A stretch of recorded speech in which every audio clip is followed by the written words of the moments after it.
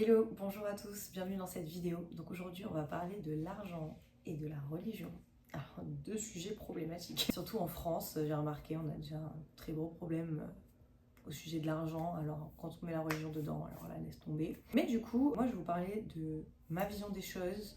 Comme je le dis à chaque vidéo, je précise que je ne suis pas une autorité spirituelle, je suis juste une sœur en Christ qui partage ses story time, son avancée avec Dieu et sa compréhension de la Bible. J'ai noté plein de versets, je sais même pas, oulala, j'espère que je vais réussir à tout contenir et à faire passer le message que j'ai à faire passer. J'entends beaucoup de gens dire, même des chrétiens, hein, qui disent que ouais, un chrétien ne doit pas être riche, qu'un chrétien ne doit pas avoir d'argent, que les riches n'hériteront pas du royaume des cieux, etc., etc.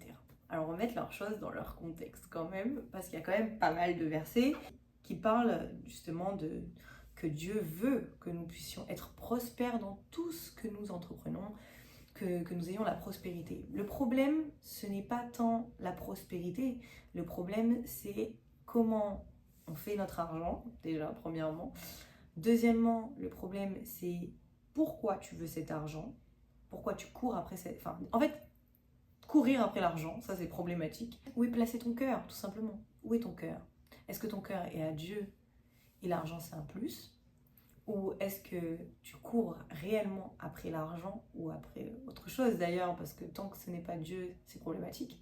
Ça veut dire que tu fais de cette chose-là après qui tu cours ton Dieu. On va parler de tout ça et pour remettre les choses dans leur contexte et aussi comprendre pourquoi des fois on est attaqué sur certaines choses. Des fois c'est pas parce qu'on a mal agi qu'on a attaqué sur certaines choses, c'est juste Dieu qui permet qu'on soit testé. Ça aussi on va le voir, dans la Bible c'est écrit. Et des fois, c'est juste que on a mal agi, que notre cœur n'est vraiment pas bien placé et que du coup, Dieu, il chamboule tout ça pour remettre les pendules à l'heure, on va dire. Là, on va commencer par quelques versets. Commençons par la base des bases, d'accord? Psaume 23. Quand je le lis, je pleure, ce verset, ce psaume entier même. Psaume 23, 1. L'Éternel est mon berger, je ne manquerai de rien, déjà. Ensuite, Jérémie 29, 11. Car je connais les projets que j'ai formés sur vous, dit l'Éternel, projets de paix et non de malheur, afin de vous donner un avenir et de l'espérance. Projet de paix et non de malheur. Déjà, Dieu veut pour toi la paix et pas le malheur. Donc déjà, si tu vis dans une situation de malheur et où tu n'es pas en paix, ce n'est pas le plan de Dieu. Ce sont des attaques, ce sont des choses, mais c'est pas Dieu qui veut ça pour toi. Bien-aimé, je souhaite que tu prospères à tout égard et que tu sois en bonne santé, comme prospère l'état de ton âme. 3 Jean 1, 2. La bénédiction de l'Éternel, voilà ce qui enrichit, et il ne la fait suivre d'aucun chagrin. Proverbe 10, 22. Matthieu 6, 26. Alors celui-là, ce verset s'est répété dans ma tête à plein de reprises, parce qu'à un moment, Dieu faisait un tri avec les clients de mon entreprise. Et en fait, parce qu'il y a des choses qui ne glorifient pas forcément Dieu, des entreprises pour qui je m'occupais, etc. Et des choses que franchement seul Dieu sait pourquoi Dieu a fait ce tri. Et à chaque fois, j'avais ce verset qui revenait dans ma tête. Regardez les oiseaux du ciel, ils ne sèment ni ne moissonnent, et ils n'amassent rien dans les greniers. Et votre Père Céleste les nourrit. Ne valez-vous pas beaucoup mieux qu'eux, beaucoup plus qu'eux? Ce verset se répétait dans ma tête. J'ai essayé de me rassurer et de me dire, mais meuf, c'est rien ce que je suis en train de faire. J'ai complètement lâché prise. Je m'en fous royal. Franchement, je m'en fous royal. Pourtant, mon entreprise, c'est quelque chose auquel j'y tenais énormément. Et justement, Dieu a voulu travailler ça sur moi. Parce que moi, la seule chose que j'avais vraiment construit toute seule, c'était mon entreprise. Ça fait des années que je l'ai.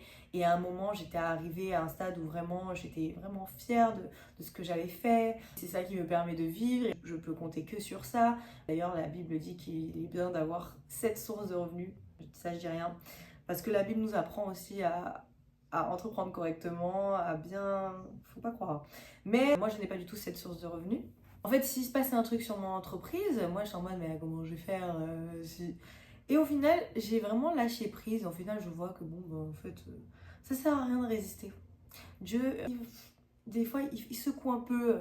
J'ai l'impression que plus tu résistes, et ça je le dis souvent, plus tu résistes, plus il secoue fort. Alors ne résiste pas, parce que sinon, il risque de te faire passer par des trucs vraiment difficiles. Il voit que tu es trop attaché à ça. Il se dit, non mais attends, elle peut pas me louer à l'église, elle peut pas dire à tout le monde Jésus-Christ, Jésus-Christ. Elle peut pas dire je suis son Seigneur et Sauveur.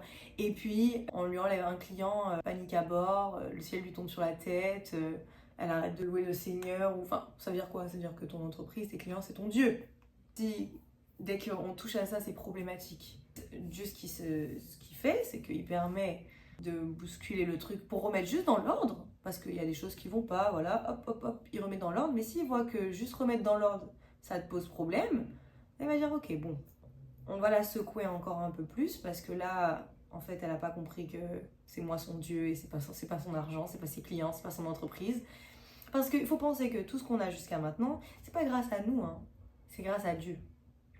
C'est grâce à Dieu, c'est Dieu qui a permis que tu aies des clients, c'est Dieu qui a permis que tu puisses être prospère jusqu'à maintenant. Même si tu n'avais pas Dieu dans ta vie, Dieu fait pleuvoir sur les païens comme sur les croyants. Ça, c'est pas quelque chose que tu te dis, ah oui, c'est moi de ma propre force. Tu sais, il y a des gens, ils n'ont pas Dieu. Ils pensent qu'ils ont tout fait de leur propre force. Ils ont bâti leur truc sur du sable. Hein, parce que quand tu bâtis pas avec Dieu, tu bâtis sur du sable. Il faut le savoir. Toi, tu crois que tu as check entreprise, check business, check truc, que rien ne peut t'arriver, tu es le roi du monde, tout ce que tu touches, c'est de l'or. Un jour, Dieu vient te chercher. Il vient te chercher. Il te dit, ok, je suis là, rends-toi compte. Toi, tu commences à te rendre compte que Dieu existe, blablabla. Ok, pas de problème. Et là, Dieu, il veut avoir la première place. Donc là, il te dit, ok, tu veux me suivre? Il faut que tu lâches, mais pas forcément que tu vendes tout ce que tu as. Enfin, c'est possible qu'il te demande ça. Dans la Bible, il a déjà demandé. Mais en vrai de vrai, il te demande juste que ton cœur soit détaché. Et des fois, il veut que tu lâches parce que, il sait très bien. Vous savez que Dieu sait toutes choses. Il sait ce qui va bien, ce qui va durer dans le temps. Il sait les problèmes que tu vas rencontrer dans 5 ans avec ce que tu es en train de créer maintenant. Toi, tu vois en mode, waouh, j'ai créé un business de ouf. Mais tu sais pas que plus tard, il y a ça qui va se passer et tu vas perdre tout ton stock. Enfin, j'en sais rien. Mais ce que je veux dire, c'est que Dieu sait dans le temps comment les choses vont se passer. Donc, si Dieu te dit d'arrêter un business maintenant qui avait l'air florissant, arrête-le, parce que Dieu, il sait par la suite ce qui va se passer. Et le pire, c'est que des fois, on persiste dans notre petit truc, qui peut être un grand truc pour nous, hein, mais Dieu, lui, en fait, c'est comme si toi, t'es là avec ta petite pyramide, t'es en mode, oui, regarde, j'ai fait une petite montagne, c'est ma montagne. Et Dieu, il a une énorme montagne pour toi, et il te regarde en mode, ouais, bon, elle est mignonne, ta montagne, mais bon, si tu suivais mon plan... voilà la montagne que j'ai pour toi, quoi. Des fois, on est là, on persiste dans notre petit truc, alors que Dieu a tellement mieux pour nous. Et ça, je le vois dans tous les domaines de la vie. Il n'y a pas que l'argent, il y a pour les relations. On persiste dans des relations alors que Dieu a mieux pour nous. J'avais ça à placer quelque part. Mais en tout cas, ce qu'il faut savoir, c'est que plus on émet de la résistance, plus Dieu secoue ce à quoi on ne veut pas se détacher. Et ça, on le voit dans les histoires de la Bible. Déjà, j'ai pris l'histoire de l'homme riche qui vient voir Jésus et il lui dit oui, comment on fait pour avoir la vie éternelle et tout. Alors Jésus lui dit ne commets pas de meurtre, ne commets pas d'adultère, ne vole pas, ne dis pas de faux témoignages, honore ton père et ta mère, aime ton prochain comme toi-même et tout. Et l'homme riche lui dit mais moi je fais déjà tout ça, donc qu'est-ce qu'il faut faire de plus? Alors Jésus se dit il veut vraiment me suivre. Donc là il lui dit vends tout ce que tu possèdes, et sachant que c'était un homme riche, ça veut dire qu'il avait beaucoup de choses. Vends tout ce que tu possèdes et suis-moi. Et l'homme était très déçu de la réponse, il est parti tout triste et il n'a pas vendu cette affaire, en fait il n'a pas suivi Jésus. Donc là Jésus dit à ses disciples, vous voyez, il est plus facile pour un chameau de passer par le trou d'une aiguille que d'un riche de rentrer dans le royaume des cieux. Et du coup là les disciples lui disent, mais du coup qui est-ce qui va être sauvé, voilà. Et il leur répond, à l'homme cela est impossible, mais à Dieu tout est possible. Dans cette histoire je précise que l'aiguille c'est pas une aiguille... avec laquelle on fait la couture. À l'époque, les aiguilles, c'était des petites portes par lesquelles on passait pour aller d'un village à un autre. Voilà. Les chameaux, pour passer dans le trou de cette aiguille, du coup de cette porte, devaient enlever tous les sacs qui les surchargeaient, et puis après, une fois passés, on les rechargeait avec les sacs. Parce que les chameaux étaient vraiment très chargés, ils ne passaient pas par le trou de l'aiguille. Souvent, on prend ce verset de référence pour dire que oui, du coup, les riches, ils n'iront pas au paradis. Alors ça c'est faux parce que dans la Bible il y a plein de moments où Dieu promet la prospérité à des hommes, donc il leur promet pas la prospérité pour les envoyer en enfer. Il y a plein de moments où il y a des hommes riches qui sont vraiment, que Dieu apprécie vraiment, qui sont des hommes de Dieu, etc., etc. Ce n'est pas ça le problème. Le problème, c'est qu'en fait, tu rentres dans le royaume des cieux, tu dois rentrer déchargé, détaché de toute chose de ce monde. Mais après, quand tu passes le trou de l'aiguille, on te remet tes sacs sur ton dos. C'est pas ça le problème. Le problème, c'est que tu dois accepter qu'on puisse te l'enlever à un moment donné. Ça veut pas dire que quand tu acceptes Jésus, Dieu t'enlève toutes tes richesses et puis il te les redonne. Des fois, il te laisse juste tes richesses parce qu'on n'est pas attaché à ça. C'est cool, elle a plus. Il faut juste se dire à quoi tu es attaché. Et on parle là dans cette vidéo de la richesse, mais il y a aussi plein d'autres choses auxquelles nous sommes attachés. Notre apparence, notre réputation, notre conjoint. Il y a plein de choses. Je pense que là, tu réfléchis 2 secondes, tu vois à quoi il ne faut pas que trop qu'on y touche, tu vois. Ben, ça, pour rentrer dans le royaume des cieux, il ne faut pas être attaché à ça. Tu es attaché aux choses de ce monde. Sauf que Dieu, il t'amène à plus. C'est vrai qu'il y a des choses qu'on ne comprend pas avec notre sagesse humaine, mais Dieu, lui, il est très clair dans ces choses-là. Il ne faut pas que nous soyons attachés aux choses de ce monde. Ça ne veut pas dire que nous n'aurons pas les choses de ce monde pour vivre dans le confort. Ça veut juste dire que c'est là où est ton cœur que Dieu regarde, tout simplement.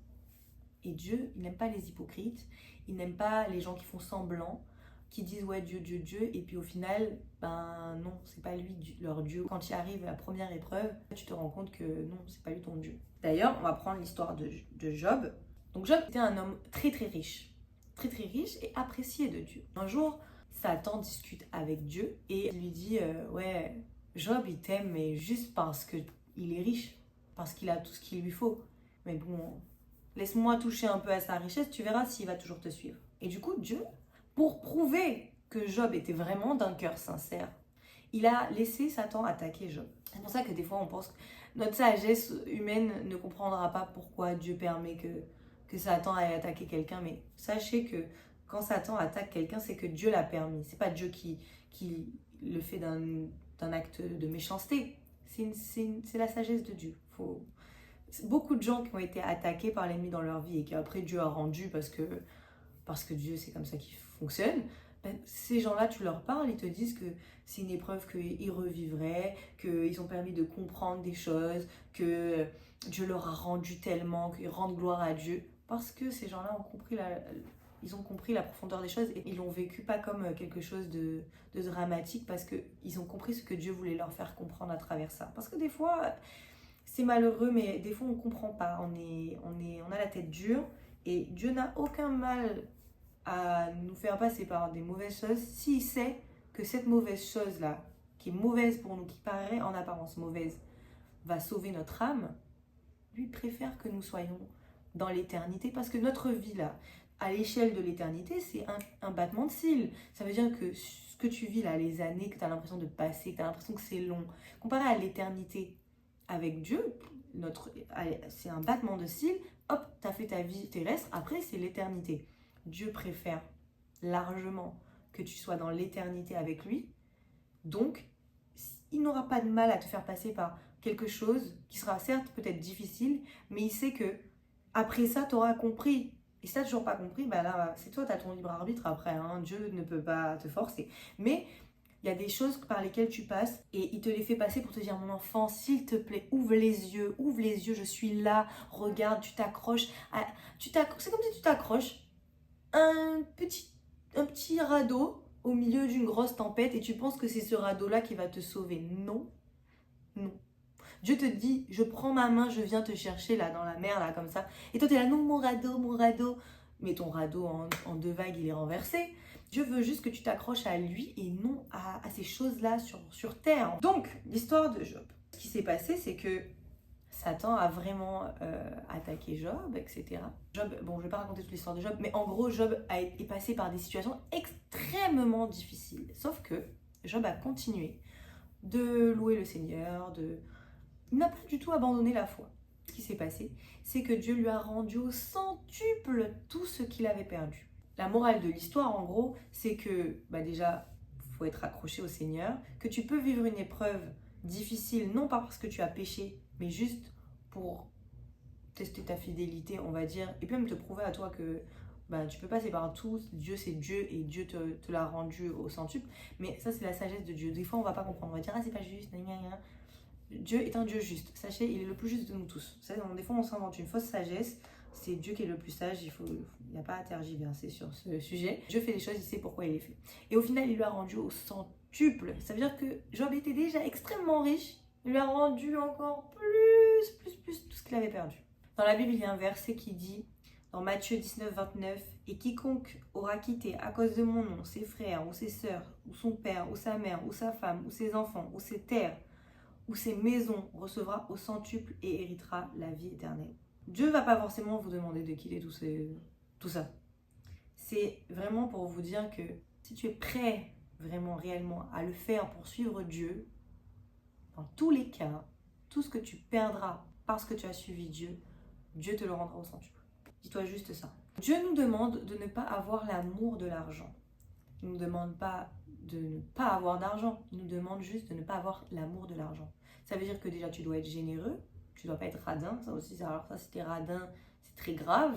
Parce que ça veut dire que tu peux donner, tu peux aider, mais tu ne veux pas. Pourquoi? Parce que tu tiens à ton argent, que tu n'emporteras d'ailleurs pas dans la tombe.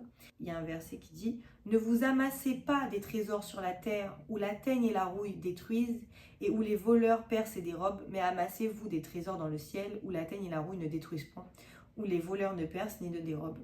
Car là où est ton trésor, là aussi sera ton cœur. » Ça ne sert à rien d'amasser pour amasser, et Dieu te le dit bien, ça ne sert à rien d'amasser des choses sur cette terre. En fait, des fois, on ne se rend pas compte de ce qu'il y a après. Je ne sais pas si vous vous rendez compte de la vie avec Dieu, l'éternité, tout ça. Ce qu'on a connu sur terre, là, c'est médiocre comparé à ce que Dieu a pour nous dans le ciel. Mais on ne doit quand même pas amasser pour amasser, tu vois. Les gens qui font des économies sans but, par exemple, qui amassent, ils amassent, juste pour voir un chiffre sur un compte et ils n'en font rien. Pour Dieu, c'est toc-toc un peu, hein. Genre, si c'est pour avoir un projet, faire quelque chose, voilà. En fait, Dieu, il dit que tu dois être fécond. Tu dois produire sur la terre des choses. Tu dois être... En gros, il a mis en toi des dons, des talents, des choses. Il te demande de les utiliser, de fructifier les choses. Mais il ne te demande pas d'amasser sur un compte de l'argent pour rien en faire. Si tu es juste là, juste pour voir un chiffre monter et être fier de toi parce que le chiffre, il est monté, c'est que tu as un problème, justement, avec les chiffres. Tu veux voir des chiffres monter, juste te dire, voilà, ça me rassure, je suis riche. Non, Dieu te demande de faire quelque chose. Ça veut dire qu'en gros, c'est comme si tu mets ton espérance en cet argent qui pourra te sauver de quelque chose. Mais un jour, quand on va arriver dans des temps bizarres, là, ils vont bloquer tous les comptes ou ils vont faire des trucs bizarres. Là, ton argent va faire quoi? Tu vas faire quoi avec ça? Si tu l'as pas fructifié, t'as rien fait avec en plus. Tu n'as même pas profité. Ça sert à rien. Attention, je dis pas qu'il faut pas faire d'économie, hein. Mais je parle des gens qui... Bref, vous avez compris. Tu amasses. On connaît tous quelqu'un qui a amassé toute sa vie, qui a vécu une vie sans dépenser un centime, mais tu sais qu'il est blindé pour rien parce qu'à la fin, il va mourir. Il n'aura même pas profité de quoi que ce soit. Il aura donné à personne parce il est radin et il est là, et il meurt avec son argent. Voilà. Ça, c'est pas bon du tout. Car l'amour de l'argent est une racine de tous les maux. Et quelques-uns, en étant possédés, se sont égarés loin de la foi et se sont jetés eux-mêmes dans bien des tourments. 1 Timothée 6,10. Carrément, il dit, en étant possédés. Il ne dit pas les gens possèdent de l'argent, il dit qu'ils sont possédés de l'argent. Ça veut dire que ça te contrôle. Donc ça, et il le dit bien, que quand tu t'égares et tu te mets dans des tourments, l'argent peut contribuer à ton bien-être, etc. et tout. Placer son espoir dans l'argent pour être heureux, ça c'est une bêtise. Parce qu'il y a beaucoup de gens qui sont riches, qui sont dépressifs et qui font n'importe quoi et qui ne sont pas du tout heureux. Et d'ailleurs, ils sont dans une course infernale après l'argent et jamais ça s'arrête. Ils ne sont jamais satisfaits. Et ils ont des choses qu'ils ont toujours rêvé d'avoir. Une fois qu'ils l'ont, c'est bon. On passe à l'étape supérieure. Et ils oublient d'où ils viennent. Il y a des gens, ils ne sont jamais rassasiés. Ça veut dire qu'ils ne sont jamais rassasiés. Il y a un moment dans la Bible où ça en parle de ça, de quelqu'un qui n'est jamais rassasié, Tu perds le but. Vous savez que pécher, c'est manquer le but, ça veut dire manquer le but. Tu passes à côté du jeu. Tu es complètement à côté. C'est-à-dire qu'à chaque fois, tu es là, tu cours. On pourra te donner tout ce que tu veux, à un moment donné, tu voudras toujours plus. C'est pas bon pour quoi? Déjà, c'est pas bon aux yeux de Dieu, mais c'est pas bon pour toi. Dans ta vie, alors, ta vie, c'est ça, courir après l'argent. Tu es là, tu cours. Là, une course qui n'en finit jamais. Tu veux pas la paix un peu? Tu veux pas être couché et être là en mode ah, Seigneur, merci pour ta paix, merci pour ce que tu me donnes. En fait, il faut apprécier ce que tu as. Et Dieu te donnera parce qu'il voit que tu apprécies. Mais s'il voit qu'à chaque fois il te donne, et puis toi tu négliges, te donne, oh, je veux autre chose encore, ça c'est pas assez bien, c'est pas assez bien. Il va dire, ah, ok, je te regarde. Le jour où je vais tout enlever là, tu vas voir, si tu n'appréciais pas ce que je t'avais donné. Il y a des gens qui manquent de beaucoup de choses, on ne se rend pas compte de la grâce qu'on a, c'est une grâce, et on est là, on court, après on va mourir, voilà. Voilà ta vie. Philippiens 4, 19. Et mon Dieu pourvoira à tous vos besoins selon sa richesse avec gloire en Jésus-Christ. Vous précisez bien que c'est écrit en Jésus-Christ. Hein. Nul ne vient au Père que par moi. Ça aussi, il faut retenir. Ensuite, d'autres versets qui montrent que Dieu n'a rien contre la richesse. Deutéronome 28, 11, 12. L'Éternel te comblera de bien en multipliant le fruit de tes entrailles, le fruit de tes troupeaux et le fruit de ton sol. Dans le pays que l'Éternel a juré à tes pères de te donner, l'Éternel ouvrira pour toi son bon trésor, le ciel, pour donner à ton pays la pluie en son temps et pour bénir tout le travail de tes mains. Tu prêteras à beaucoup de nations et tu n'en prêteras point. Si Josué 1, 8. Que ce livre de la loi ne s'éloigne point de ta bouche, médite-le jour et nuit pour agir fidèlement, selon tout ce qui est écrit, car c'est alors que tu auras du succès dans tes entreprises, c'est alors que tu réussiras. Dieu n'a rien contre le succès et la réussite. Dieu veut juste que ton cœur soit placé au bon endroit. D'ailleurs, on doit travailler. Hein. Dans la Bible, c'est dit qu'on doit travailler. J'ai aussi ce verset-là écrit à côté de mon lit. N'aime pas le sommeil, de peur que tu deviennes pauvre. Pourquoi? Parce que si tu dors, tu ne travailles pas. Ouvre les yeux et tu seras rassasié de pain. Voilà, ouvre les yeux, va travailler. Aussi, l'âme du paresseux, donc celui qui ne travaille pas, a des désirs qu'il ne peut satisfaire. Ben oui, parce que tu es paresseux, tu veux satisfaire tes désirs, comment? Tu ne travailles pas. Mais l'âme des hommes diligents sera rassasiée. Voilà, donc ne sois pas paresseux. Parce que si tu es paresseux, tu ne fais rien. Donc voilà. D'ailleurs, il y a l'histoire des talents dans la Bible qui fait penser à ce qu'on doit faire avec ce que Dieu nous donne. Dieu donne des talents. Bon, ça peut être appliqué à plein de domaines. Peut-être qu'un jour, je reprendrai cet exemple pour un autre truc dans une autre vidéo. Mais en gros, Dieu, il donne des talents à 3 serviteurs. Et en gros, il y a 2 serviteurs qui fructifient ces talents. Dieu leur dit bon et fidèle serviteur parce qu'ils ont fructifié le talent que Dieu leur avait donné. Sauf qu'il y en a un qui a enterré le talent que Dieu lui a donné. Il n'a pas fructifié, il a juste gardé bien au chaud, enterré. Ça prouve qu'il a eu peur, au lieu d'avoir confiance en Dieu et aller prendre le risque de multiplier son talent, de faire parce qu'il sait que c'est Dieu qui pourvoit et que Dieu va lui donner et tout. Et bien lui, il a caché, il s'est dit, je vais le garder bien au chaud. Et bien, ce qui s'est passé, c'est que Dieu, il était très en colère parce qu'il a enfoui son talent. Et il lui a dit, donne-le à un des autres. Parce que vu que tu n'en fais rien, donne-le à quelqu'un. Ça veut dire que tu crois que tu as enfoui ton truc là. Et que tu l'as gardé bien au chaud, que tu vas le garder toute ta vie. Non, non, non. Dieu te dit, tu as enfoui ça, donne-le à l'autre. Et toi, tu es encore plus pauvre parce que tu n'as plus rien. Et l'autre, il est encore plus riche parce qu'il a fait fructifier. Et en plus, on lui donne encore ce que les autres n'ont pas fait fructifier. Et ça prouve qu'il faut avoir confiance en Dieu, il ne faut pas avoir peur. Quand Dieu te dit, lâche ça, n'aie pas peur, fais-le. Tu as confiance au Dieu que tu sers. Il faut avoir confiance, savoir que Dieu a créé toutes choses. C'est lui qui sait, il sait tout parfaitement. Il sait le nombre de cheveux que tu as sur la tête, toi-même tu ne sais pas. Donc fais confiance à Dieu, laisse-lui le contrôle de ta vie pleinement. Il va te le rendre correctement au centuple. Toi tu voulais planter une fleur, lui te plante un champ de fleurs. Toi tu voulais un mari juste comme ça. Dis tout. Quand j'ai fait ma prière, j'ai fait une seule prière pour mon mari. Bon, je témoignerai un jour. Mais j'ai fait une seule prière, moi, pour mon futur mari. J'ai pas demandé de critères physiques. Parce que en vrai, c'était un manque de confiance. Parce que je me suis dit, bon, avec tous les critères que j'ai donnés, je vais même pas encore demander un critère physique quand même. Je vais pas dire, je veux en plus qu'il soit grand, musclé, beau gosse. Non, non, non, non. Moi, j'ai juste dit, je veux qu'il t'aime plus qu'autre chose. Je veux qu'il... Voilà, j'ai donné des qualités de cœur. J'ai dit, je veux qu'il soit aimant, qu'il soit doux, attentionné. Voilà, j'ai donné ce genre de critères. Mon mari, je le kiffe, il est trop beau. J'ai pas demandé au Seigneur ça, mais en fait c'est pour dire que moi j'ai même dit à Dieu, s'il est pas très beau, c'est pas grave. Je me suis dit, c'est pas grave, j'accepte. Parce que je sais que s'il a toutes ses qualités de cœur, il me fera pas souffrir comme certains m'ont fait souffrir. Donc je me suis dit, s'il a toutes ses qualités de cœur, gloire à Dieu. Mais Dieu s'est dit, mais moi je te connais mieux que toi-même. Tiens, il a toutes ses qualités de cœur et en plus il te plaît physiquement, il est beau. Parce que moi je trouve mon mari beau, peut-être vous ne trouvez pas beau, moi je trouve très beau mon mari. Et je sais qu'il y en a qui trouvent beau. Parce qu'elle me demande s'il a un frère pour se marier avec. Donc je sais que trouver beau mon mari, pourquoi je ne comprends pas. Mais en tout cas, Dieu, voilà, toi tu as ton petit plan là en mode médiocre, en mode je demande juste ça, c'est déjà bien. Mais Dieu il te montre que son plan, arrête de ne pas faire confiance au Seigneur. Dieu te regarde en mode, mais je suis Dieu, tu crois que je ne peux pas faire? Je peux tout faire. Tout faire. 1. Ne sois pas attaché à l'argent ni à toutes les choses de ce monde. Sois attaché à Dieu en premier. Tout le reste te sera donné au centuple. Ne t'inquiète pas. Sois attaché à Dieu. Deuxièmement, même si tu as les richesses, toutes les richesses du monde, Dieu, ça ne l'impressionne pas. D'accord?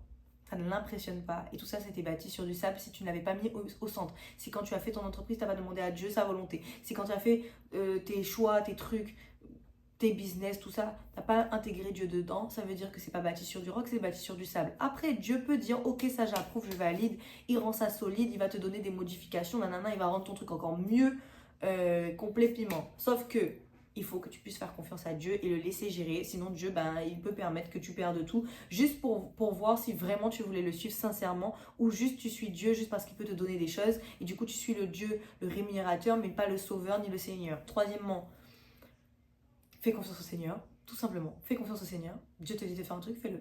En dernier, ne sois pas radin. Ne sois pas radin. Sème. Ah oui, je n'ai pas parlé de ça. Sème des graines. Sème des graines. Sois pas radin. Sois pas égoïste. Sois pas machin, sème, que ce soit de l'argent, de l'amour, de la paix, du bonheur, de la bienveillance. Sème des bonnes graines, tu récolteras des bons fruits. La semence, très important. Malachie 3,10. Apportez à la maison du trésor toutes les dîmes, afin qu'il y ait de la nourriture dans ma maison. Mettez-moi de la sorte à l'épreuve, dit l'Éternel des armées, et vous verrez si je n'ouvre pas pour vous les écluses des cieux, si je ne répands pas sur vous la bénédiction en abondance. Je crois que c'est l'une des seule fois où Dieu demande aux gens de le mettre à l'épreuve.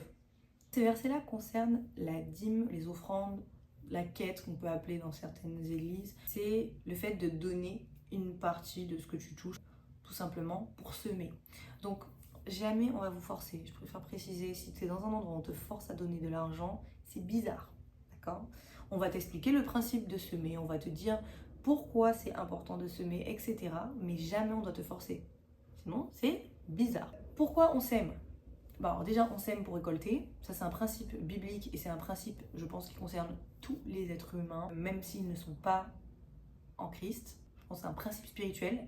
Voilà, tu sèmes, tu récoltes. Il faut savoir aussi qu'il y a des gens qui ont donné leur vie pour nous servir. Ils servent Dieu, mais ils nous servent. Ça veut dire qu'ils sont là pour nous apporter la parole. Ils sont là pour vraiment donner de leur personne, de leur temps, de leur vie, tout simplement. Et en fait, la vie n'est pas gratuite. Voilà, il faut bien qu'ils... C'est un logement, il faut bien qu'ils mangent, il faut bien qu'ils se lavent, qu'ils aient l'électricité, qu'ils nourrissent leurs enfants, qu'ils s'habillent. Bref, donc déjà, il y a ces personnes-là qui ont donné totalement leur vie. Donc quand on dit, ouais, on met l'argent, c'est pour les gens qui dirigent l'église. Bah oui. Ils ont donné leur vie, t'es assis sur ta chaise au chaud ou avec la clim toutes les semaines, tu vas des fois même plusieurs jours dans la semaine. Moi par exemple, je vais au moins 3 fois par semaine à l'église. Tu t'assois tranquillement, tu vas aux toilettes, il y a du papier toilette, les lumières, les nouveaux micros, le nouveau piano, le nouveau truc. Après c'est dans une église où c'est bizarre, ça fait des années, le truc est en lambeaux et tu vois que tout le monde donne l'argent et que jamais ils investissent. J'avoue là c'est bizarre. Mais si tu vois que ton église, elle investit ce que tu donnes, elle fait des événements, elle fait des croisades, ils donnent aux plus démunis, ils donnent aux autres églises, ils font des choses avec l'argent. Mais gloire à Dieu, pourquoi tu te plains? C'est bien, tu sèmes pour des bonnes causes, tu sèmes pour que ton église puisse subsister et puisse accueillir d'autres personnes comme toi qui avaient besoin d'entendre ces choses-là et qui font que maintenant tu es sauvé toi, donc ça peut sauver d'autres personnes.